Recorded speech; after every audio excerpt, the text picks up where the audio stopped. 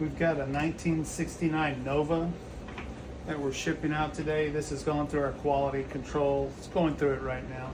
We'll make sure everything looks good and is working good and as it should be.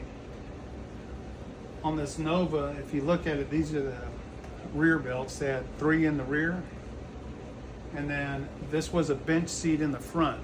So these are the rears, and this one right here is the front center.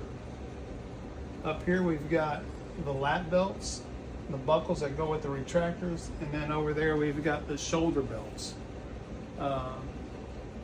It's a lot of seat belts, but they come out looking really nice. You can tell we've got everything re-chromed, and we also have them re-dipped, so they'll be correct. On the chroming, we re-chrome all the bases, recolor all the tops. These have all new push buttons on there, so they'll look really nice. And like I say, this is for a 1969 Nova with bench seats and shoulders.